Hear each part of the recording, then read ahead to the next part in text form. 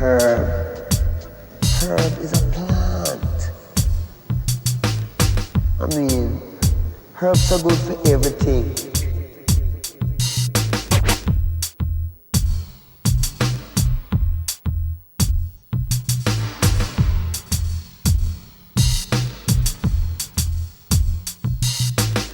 Herb.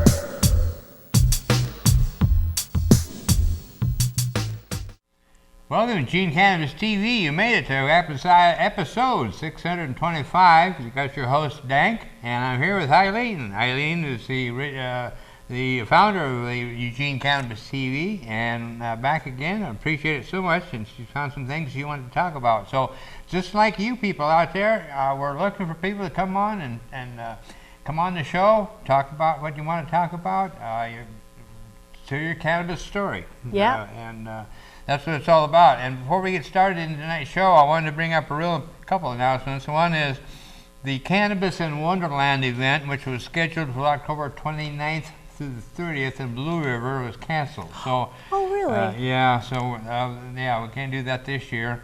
And then the other one thing I want to talk about is our friend Elvie Musica is trying to needs some expense money. She's going to Colombia. I've forgotten why, but she's going to Colombia with Paul Stanford in some kind of a business thing. Now she's one of the people that started using marijuana with the government a long time ago? Federal government. She's one of the original, I meant to do some research on it, didn't get to it, but she was one of the original federal medical marijuana patients, and there's 4 living, even now, that get federal medical marijuana. It's grown in Mississippi, and they get it once a month. It comes in 300 joints, and it's in this tin. It's sitting on the desk here in front of me.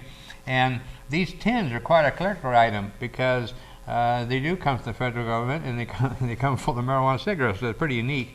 She's gotten as much as $3,000 for an empty tin, just as a collector value kind of thing, you know. Interesting. And so Elvie needs some money to go on this trip, and so she needs to raise some money. So she would like to have somebody that would donate $1,000 to get the empty tin, and it's got the government sticker on it and everything, and it's really neat. So great. If you know somebody out there that might be able to do that, it would be really help Elvie out, and the person could get a very unique item that she just can't get anywhere. Well, we're also looking for donations for the Hemp Fest next year. Anybody out there that wants to donate to help the Hemp Fest and help educate the public about marijuana and hemp, that would be really cool, because marijuana is the burgeoning industry out there. I just saw this blue chip jobs issue. It talks about the industries and jobs that are coming up in Lane County, and distilleries are happening all over. And so not only distilleries, but people are looking for land around, and it's hard to find facilities and land because there's so much demand for industrial space because of the burgeoning marijuana industry. So I thought that was really interesting. That, and it says here that many landlords aren't interested in leasing to marijuana businesses. Oh, interesting. I wonder if it's because they're afraid of the federal government, or because they don't believe in marijuana. I wonder. I know a lot of my friends are really good farmers and growing good stuff. So. Yeah, it's interesting how things are changing, you know, and industrial land is, it's on one hand, what was this not long ago? The economy was really bad, and industrial sites were vacant all over, and there was places sitting idle. Now there's a big demand on it, you know. It's like Wild West growers. A friend of mine took me out and showed me their facility, and oh, holy moly, it's amazing. Right around this area? Yeah, it's right. Yeah, it's right off of West 11th, and I'll think in a minute, but yeah, out West 11th, industrial area.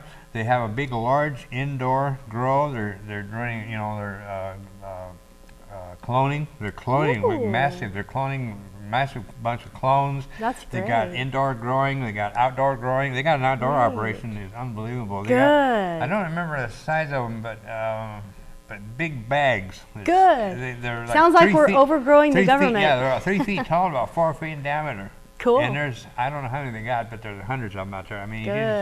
it's just Keep amazing. growing it, guys and girls. Let's do it. And then they even got a big high dollar extractor. I mean, this thing is like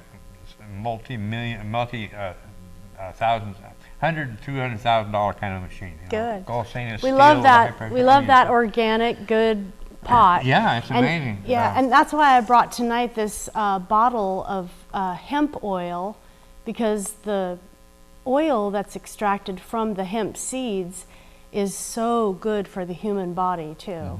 And what's the So- name of that? And what? Well, this one here is made by a Canadian company. Oh, It's yeah. Nutiva hemp oil. So once our American farmers, And what? Get it going. And so, what kind of uses? well, salad, just drinking it, whatever, like you'd use olive oil. Yeah. Is that correct? It's got the highest omega-3 of. Yeah, and our brains are plants. fatty. Yeah. Our brains need that to think. Organic superfood. 2.5 grams of omega-3, 500 milligrams GLA per serving. Yeah. Wow, per serving. Cold press. Oh yeah, cold press so that the heat doesn't do anything to it. Yeah. Anything to it. Wow, that's great. Yeah. Yeah, that's amazing. And you were, of course, last show we're talking about juicing. Yeah, well, And- that's another thing. Juicing the green cannabis leaves is very, very healthy. And the founder of the THC Foundation, Bo, a lot of us know Bo, is doing that now because he's sick. And anyone who knows Bo might want to call him and talk to him. Bo is the founder of THC The Foundation? founder of the THC Foundation in Portland. I hadn't heard that. Yeah. Huh, interesting. Yeah, well, he's ailing, definitely ailing, and so if you know Bo, reach out to him and see if you can help. But anyway, he's still here. He is fighting cancer, so like so many of us, I mean, I'm not yet, but my ailment isn't. They say it's not cancer; it's similar to it, but not cancer technically. So Well, the one thing I remember about you so much is how much of a freedom fighter you are. oh and yeah, how- I've always said it's a freedom issue. Bottom line, It it's is a freedom issue. And remember what you taught us a long time ago was that America can't be drug-free and free. That's right. You can't be. Yeah, you can't be free. No, I can't remember that. Free or drug-free, America can't be both. That's the saying. That's right. Free or drug-free, America can't be both. And it's really simple. And that's why, to me, like I said, it's just a basic freedom issue. It's a plant. Well, maybe some people out there So- don't know about prohibition and how prohibition is against all of our rights.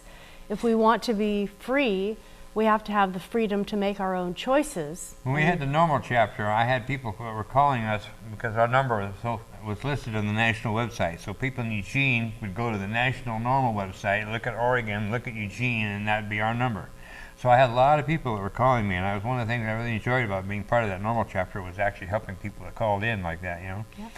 But there are a lot of people that I met that were my age that didn't have anything to do with pot, never had, never thought they ever would, and then they came down to an ailment, and then they tried it, and they found out what it does, and then they become advocates. But I saw a lot of people in that very uncomfortable deal where, and it is kind of uncomfortable because it's been illegal so long, it's hard for us to get out of our heads it's legal. And Yeah. of course, when I like to say it's legal, but it's semi-legal, you know. Well, it's further decriminalized, technically. Right. I like to say how legal are carrots, how Exactly. legal are Yeah. potatoes, Yeah. how legal are tomatoes, Yeah. you know. That's This why I is- said I want the same control.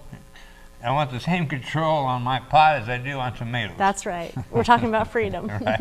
That's yeah, cool. yeah. So, and then you got and then the what's the article you have here that you? Oh, the other one you were talking about last week. We were talking about how kids and cell phones and things like that. Oh yeah, brain cancer, and they think that leading cause of kids is brain cancer, and now people are wondering, well, is that got any relation to the microwaves that we use today?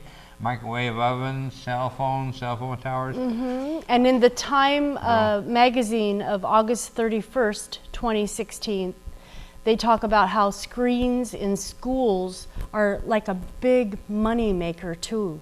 Screens? Yeah, everybody's staring, the kids are staring into computer screens. Right. Oh, yeah, that's right. Okay. And screen addiction is hijacking our kids. And so that's the thing with marijuana and green plants and organic gardening that's really nice, is it brings us back to nature. And so that's what cannabis television has always been about, is getting people knowledgeable about nature and getting back to plants. Right, education. And that's why I like to have people come in and tell the cannabis story. When I met people that were anti-cannabis and they heard these pro stories, they would say, well, it sounds like anecdotal evidence. And to me, I always used to think that anecdotal is a nice way of saying it could be all in your head.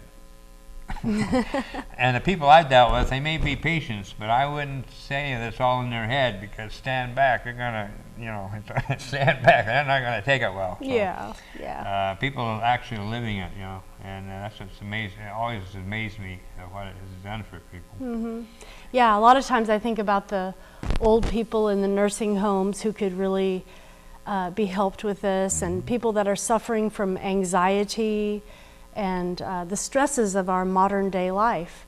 My mother's 92, has been in 2 different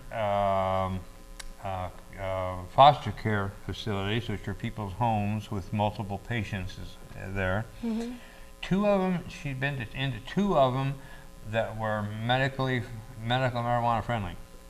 Which is, which I was really kind of surprised. At the same time, I thought, well, it figures, because we're in Oregon. A lot of these people that aren't necessarily aged, they have disabilities one way or kind of another, And the one lady I remember that lived in the Liebberg facility, she was terminal hospice. I mean, she was in pretty bad shape, and her doctor told her that if she continued using marijuana, he wasn't going to prescribe her pain prescriptions anymore. I mean, that is so egregious, And that was right before, that's when Mission 94 was on the ballot. And she asked me, if it passes, will it help me? And I said, well, it'll help in the long run, but it won't help you in the short run. Yeah. Because even if it gets legal, it's still not going to have any effect on the federal thing and the federal, anyway. So it's, and when she left, she had tears in her eyes. I mean, I felt so bad, but what are you going to do? And that's just the way things are. And so that's the kind of stuff that motivates me and keeps me fighting, That's right. When it got legal, people said, oh, it's legalized, what are you going to do? Hey, the fight isn't over. And that was Measure 91, this is what I like to say, Measure 91 was a battle. It was a big battle. And we won big.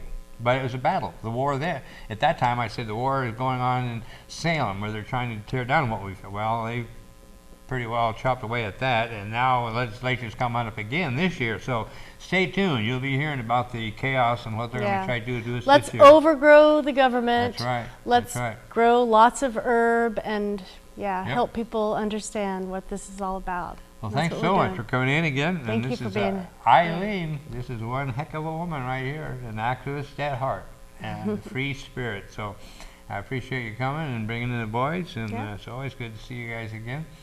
And we'll be right back with another special guest, so stay tuned. We'll be back. Herb. Herb is a plant. I mean, herbs are good for everything.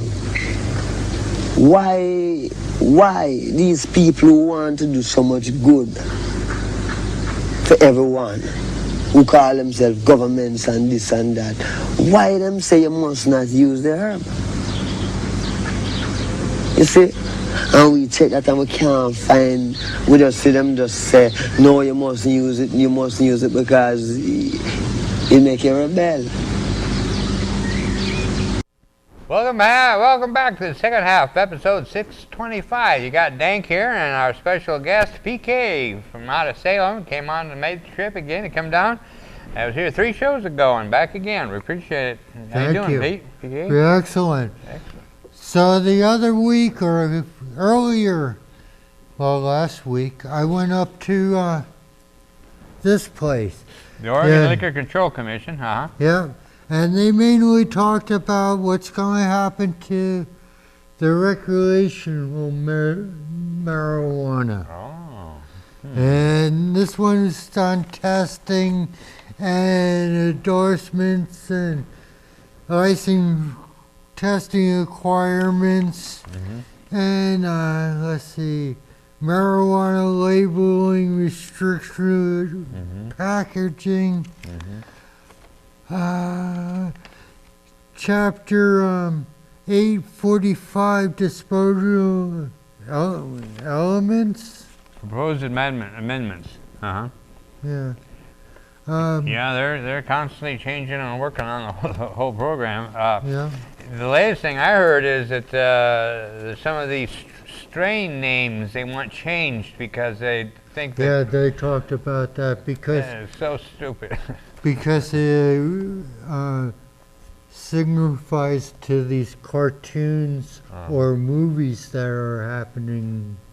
Okay, yeah. They said something at that hearing on the 31st of September. Okay. Okay, yeah, we should announce that. A special phone-in, let's see that, that was, that's already passed, okay. Yeah. But that was a special phone-in commission meeting, is what this is talking about. It was strange seeing empty chairs, but you had voices from the telephone. Oh, okay, wow. Yeah, the initial and temporary action, licensee testing requirements, definitions for packaging and labeling for sale to customer. So, yeah, I thought you were going to say something about how medical was being affected or something, but... No, medical got a wrong turn when 91 was passed. They told us several times that they would not touch the medical, and now a patient is paying $200 to have a grow site. Yeah, it's egregious. I have a patient still. Other growers dropped their patients because they didn't want to go through, I'm weighing this amount, and other restrictions that they may have. Right, and penalties if you don't comply. So yeah, it's a real circus, and it's costing patients as we thought it might. We were afraid it would.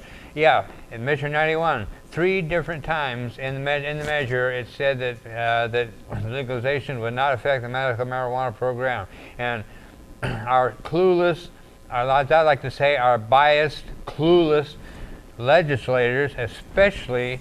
I'll think of his name in a minute, escapes me. My local senator, Lee Byers, said, quote, well, it's a statute and statutes can be changed. So, I mean, it's so egregious that in other words, and he went on to say, I don't think the voters really understood the measure. yeah. So here's the lesson from that, folks. Just because it's on the ballot, don't believe it's going to be implemented if it's passed the way you read it, because it may not. Depends all on our clueless legislatures. They changed it at the last minute, so nobody can do anything about it or that. I was so upset. I talked to my lawyer, Bradley M. Steinman. And we wrote out a testimonial, and he found that back when OMA was passed, that they didn't follow the Oregon Constitution guarantees equal privileges and immunities to the citizens of Oregon. And equal of privilege, this is section 20 of the Constitution of Oregon.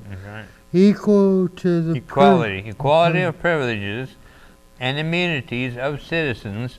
No law shall be passed granting to any citizen or class of citizens privileges or immunities which upon the same terms shall not equally belong to all citizens. So in other words, you still have your rights. Yeah. But we don't. Nope. So we need you to register and vote, talk to your legislators and say medical is beneficial to me. It's a quality of life. Thanks for Dan. We used to come down here years back and we started the show up in Salem to help the cannabis cause. And hopefully that we have another hemp fest this in 17. You bet. Oh yeah, we'll be coming back. We're down, but we're not down. We're not out. We'll be coming back. That's why our main logo is actually a phoenix rising out of the flames. And the irony of it is, when that was given to us, we had really no problems. And yet that was given to us, and after that we had the problems in 2004, which was again an issue in the Parks Department. But we overcame that and came back in 2005 and had successful events all the way up till 2015 was our last event, and it was excellent. Best event we ever had. However, they said that I allowed pot smoking, which is total BS, but I allowed pot smoking and denied us the use of the park. We appealed, lost, and we were on the second level of appeal, which is the municipal court, and we never got a court date. The city just simply ran us out on the clock. So, anyway, yeah, and the can of bigotry, as we like to call it, is running rampant even as we speak, even though it's, quote, legal. And by the way, of course, like I said, legal means it's not legal. It's just further decriminalized. So understand the difference. So that you really, I'm not saying it's a bad thing. It's a good thing, and we move forward, and it was a great step. But we were duped, and we still need to fix the problems. The state is trying to make money off of it. Yeah, they're trying to make they're making a Ooga I was going to say they're not trying to make money off of it. They're doing real well making money off of it, especially the medical marijuana program, of course. And right now they're collecting more money than what it takes to run the program, and have been for ever since it was started. Yeah. And they're pocketing the difference and putting it into other parts of the government. Instead of giving the money back to the patients, or cutting the fees of patients, or getting the homeless off the street. Yeah. So it's just a big mess. And then our activists that are the bigwigs, the ones in charge, the ones on in Facebook, the commercial organizations and all that, they're just going along merrily along. In the meantime, the medical patients are suffering. So. Yes. And the legislature is coming back in session too, and so you can expect the onslaught to continue, just as it has since the program was implemented in 1998. The state doesn't like the state in general. Legislatures in general don't like marijuana or marijuana people, basically. Yeah. Well, no, that's have changed because look at the money that they how greedy people can be when money is just handed out. A while back, over 10 years ago, I made up this healing oil from olive oil, cannabis. I added onion and garlic to it and peppermint. Here's a testimonial. You bet. It's you use it both internally and internally. Now, how many medicines can you do that with, internally and externally? Yes. That's amazing. And that's what I was amazed when I found out that it could be used as topical. In other words, put on the outside. And people found relief in, what different ways in topical? I have carpal tunnel. There you go. I rub it in from my wrist to my shoulders. And on my ankles. So, and other people have seen their skin, they got skin cancers disappear. Yeah, in fact, I had some a thing on my bridge of my nose a while back, many years ago actually, and I put some salve, cannabis salve on it, and it seemed to soften it up, but it was still there. And then a couple weeks later, somebody gave me some really super concentrated salve, and I put one application on it, and it's gone. I don't remember where it was now, but I mean, of course, that is anecdotal, but it's, I mean, I don't, you know, I just did the one-time deal, but it certainly worked for me that time. So I'm a firm believer in it. And then, of course, Peke gave me some of his. What do you call that, by the way? You got a special name for it, or? Yes, it's oh, there it is. St. Peke's That's right. Blessed Healing Oil. And this is blessed by my pastor up in Salem. I have a 10-year-old mash. Ingredients. That's amazing. Yeah. You got the and it got the dosage right on the label there too. So, and that's. Can you tell briefly how you make that? Well, it's a cold mash. I have a 5-gallon bucket with a sealed lid. I start out with as much cannabis, hopefully it's the flower, but leaf and stems. But if you put stems in it, it's going to have a woody flavor to it. You fill it up with olive oil. You can use coconut oil. You can use grapeseed oil. You can use vegetable oil, whatever's handy. But you store it in a cool, dark spot. You stir it several times for 28 days. And then your mash is started. You add more olive oil when it's getting low. You take it out with a colander and drop it and run it through a tea strainer to get most of the... But we had send it down to Sparks, Nevada.